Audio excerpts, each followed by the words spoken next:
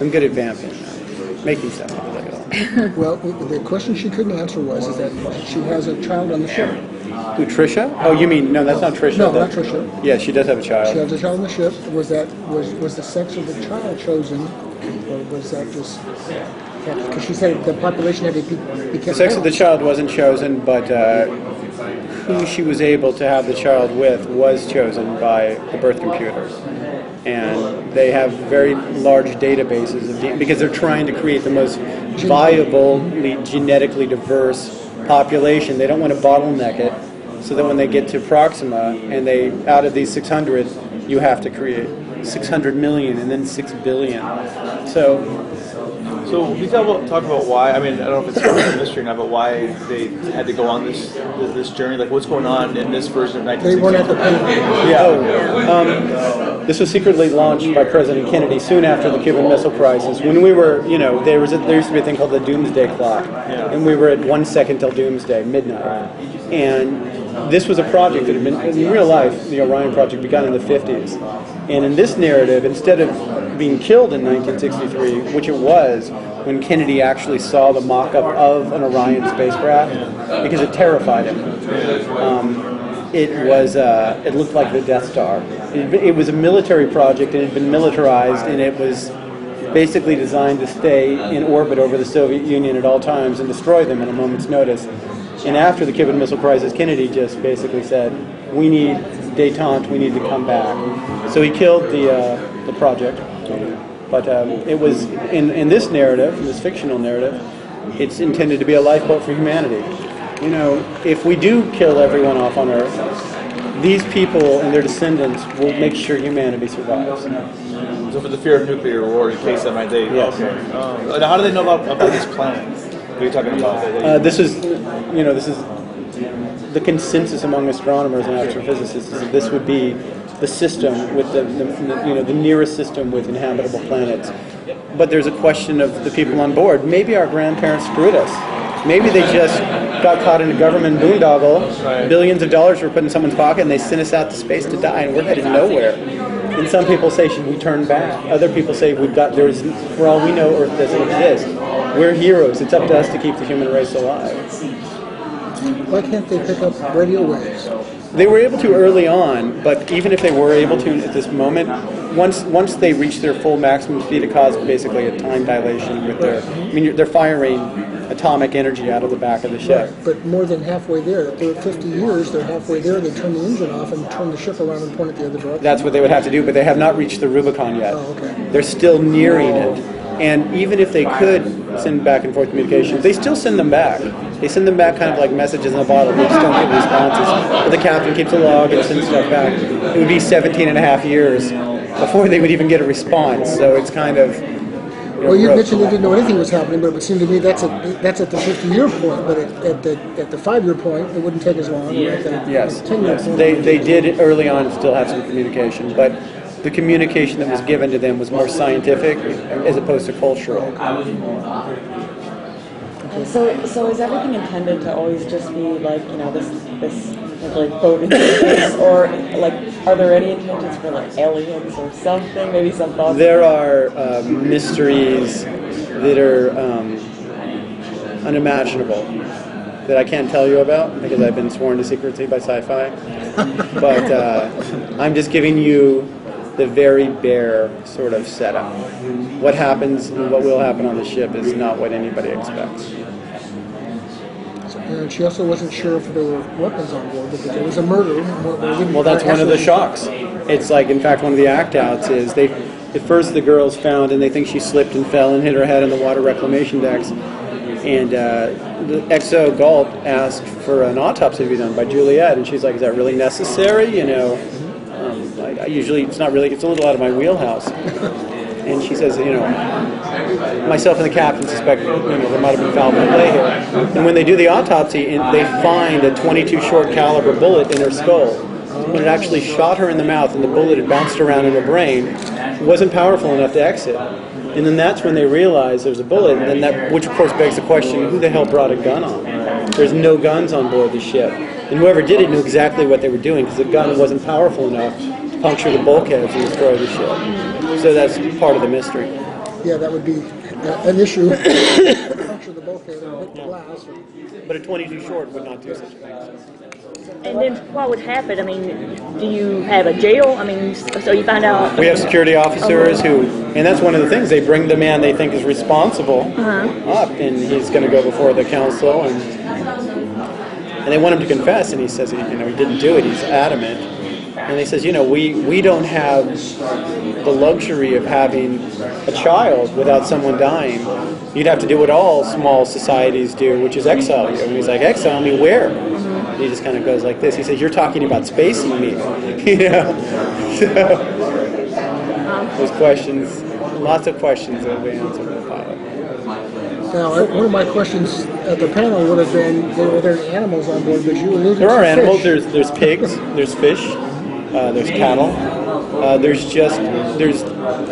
other things. There's no seahorses. It'll be things like that. There's some obscure things that they don't have, but you have. But you'd have to have enough of that species for it to have a gene diversity as well. Yeah. So and they don't bring all of that. They expect that they'll come across other life forms on these planets. They imagine what would they be like. Seeds? Oh, they have massive seed banks. They call them the legacy seed pods. And in one of the episodes, one of them is attacked by someone that they believe wants to cause the ship to turn around, because obviously without seeds, they'd be in a non-viable situation. So the ship left in the 60s. It's 50 years later, but has slang changed? Are you guys creating sort of a new slang for the ship? No, I didn't want to really go down that path because it can really seem corny really quickly. But there is, I would say, more of a specificity in to their dialogue, and there's still a sense of, it's interesting. One of the reasons they were able to discover who the Unabomber was is that they could tell by his written manifestos that he was educated before the late 60s. Because at one time, perfect grammar was taught in schools, and it changed. And they knew that based on this, he had to, and they were right down the line. So there is more of what we were at one time, grammar and speech, than we have today. What about culturally, since they missed all these all these significant events in the 60s up to 2014? Is their culture a bit behind in terms of absolutely different culturally, and they missed sexual revolution, women's rights, civil rights movement, Vietnam, 9/11. They've missed everything, so they have a very different sort of cultural evolution. I'm assuming you have artificial gravity just from the thrust, or the thrust. It's from the thrust. Around the thrust creates it. Yeah. What kind of diversity is there on the ship? Well, they needed genetic diversity. That was one of the things that they did right off the top. So it's as a genetically viable, wide cross-representation of humanity. Although, there's definitely an American. This is not a United Nations ship. This is an American ship. And they have an American flag on the wall, but you'll notice, and it was in the, I don't know, you didn't see the short film that was shown. I don't know if any of you saw it. I was at the If you see the star field, it's not 50 states, but it's the star field in Proxima, because that's where they're headed. Oh, I didn't notice that. Yeah. Yeah, no, I was raced to get over here and left the panel when you guys did, because it's like as far away from the panel room as you can be. It was a little odd. So they didn't see the panel. Oh yeah. Well, I wish I had the little short film to show you. Yeah. What's on the website? I saw it, and I actually was wondering. No, well, you saw that, but you didn't see the little surprise thing that I brought, which was a little thing that Abraham Insman, who's the father of the project, a little speech that he gave before some select members of Congress and other members of the Illuminati in the late 50s about The grainy black and white one. about Ascension, and they do a reveal of the ship, and you really see the scale of it. It starts with an Apollo rocket, then Eiffel Tower, and then Empire State Building, then Ascension. See how massive it is. See, that's how you can build something like that in secret. That's just too big a project. Well, in the early 60s, there was no global satellite communication. You can You could do it in Micronesia on floating platforms, and no one would ever know. A lot of things happened in the early 60s we don't know about.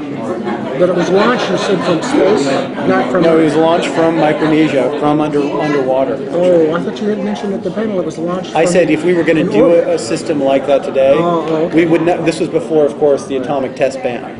These ships, the reason they eventually were killed off is because they leave a giant radioactive swath behind them. It's literally thousands of atomic bombs lifting a 100 million ton ship into space. So the set is massive, right? massive. How are you guys able to convince them to go along with making such a massive set? I wonder that all the time. Jason Blum is my producing partner. Was talking at the TCAs, and he said usually one of the reasons he does smaller budget things is so you can have creative control. Here we had total creative control with a massive show. Andrea didn't know how much the set cost. A lot. That's what she said, but... I can't give numbers, but it's. Some people have told me it's the biggest sets that have ever been built in Montreal. And, they filmed all the X-Men movies there, all the 300 movies. Tons of giant movies have been filmed there, and it's five. One of our sets alone is 5 stories tall, with full 360 multiple stories of living quarters, and then the digital set extensions go up another 10 stories, and then you have a working elevator in the center of it, midline. And that's at the narrowest point of the ship. Underneath, where you have the stockyards and the holds, it's well over 150 yards wide. So is it 5 stories tall, the set, or 6? Is it 5 stories? That one that I mentioned. But we have over, I think, total 100,000 square feet of stage space. It's just giant. What was it like the first time that you walked in and actually You just saw couldn't it? believe it. You're like, oh my God, what? How did they let us get away with this? Because it is amazingly cool. And I wish we could have shown set photos and stuff from the show, but they want to keep it all under wrap and keep it because they want to really have a massive. So why couldn't they show the behind the scenes as far as the set itself? They just I don't didn't know. want to I don't do know that? about that. They still haven't finished the EPKs and all that stuff. They will, but it's pretty cool. And the release date was it November? It's in November. November 14th or the 24th? I'm not sure exactly about the date. The website says 24th. Because they said 24th, but in the clip on screen it said November 14th. And one of the It panels, should have just said November. Yeah, no, it said November. No, it said November 2014 is what it said. Okay. I'm curious about the genesis of the show. Did you guys read about the original program? Like, whose idea was it? Yeah, it was based on some of the original Orion stuff. So just the idea of what would it be like to create a generational spaceship. Oh, thank you. And if we were going to go to another planet, another world, what would it really take? There's all that. 100 years. Go ahead. In going on, if this happened in real life, would you be on that ship? Yeah, well, I was telling someone once, when I was a little boy and I couldn't sleep at night, we had I don't know what it was, the air conditioner was a white noise, and the way I would sleep is I would imagine my bedroom was like a cabin on a massive starship, and that was the humming of the engines, and we were headed towards some place unknown. And that was always a comforting thought to me. You'll see when you see the ship, it's inviting. There's something about it that makes you want to live there. It's idealized. It's not about mortgages and subprime loans and hyper violence. It's like There's no class system. there's a class system that's evolved based in their own unique way about usefulness on the ship and hierarchy. But that's an interesting sort of subplot. But everything's taken care of for you in a way. When you struggle in the rat race, you kind of go, it might be nice to be able to just have a little electronic car that when you go to what we call the automat, you go down to the cafeteria and there's all the kinds of food you want, and you can just choose, and a door opens and there's the food, and great cabins. And So they don't know how to cook. They do not have cooking in their cabins, no, because it would be too dangerous.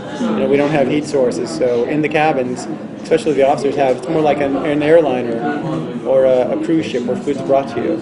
Do people have jobs though? I mean, Everybody has jobs, and they start off with apprenticeships. And we talked about this on the other panel, but it's a little more 19th century in a sense that people all know musical instruments, and they have very tasked. There isn't the sort of specification that we do now. What was the line? The Heinlein said, specialization is for insects. These are more Renaissance people. They can do lots of things, and they have to be able to do lots of things to survive. The time on the ship, it's 100 years ship time? How many years is it on Earth? It's the same. It's real time. So There's been time dilation. So they're traveling relatively slow then. Yeah, they have not dilated time. So it's basically when they open up, it's present day. And they aren't exactly 50 years in. They're at the Rubicon, which is the point of no return, which would be more like a third. So it's really more than a 100-year journey. Around that. A little more. For the really nerdy physicist questions. So obviously with that kind of story where you're so dependent on a ship and that location, and these people, their entire lives depend on that. If something goes wrong with it, it affects everyone. Do you plan to spend a lot of time on that kind of story where it's the ship is problems, or is it going to be more social issues? It's a combination. There's lots of different sources that the narratives come from. And one of the things that's interesting about the ship is it was built really massively and redundantly. It's like, I don't know if you've ever seen like the Midway or a battleship from World War II, but the bulkheads in World War II were this thick, and that, at least in the battleships, they were meant to take direct hits from kamikazes and survive, and that's how the ship was built. It was of a scale that we don't build today, and we may not even be able to do anymore. We'll bring you back. Thanks, guys. Good luck. Good questions.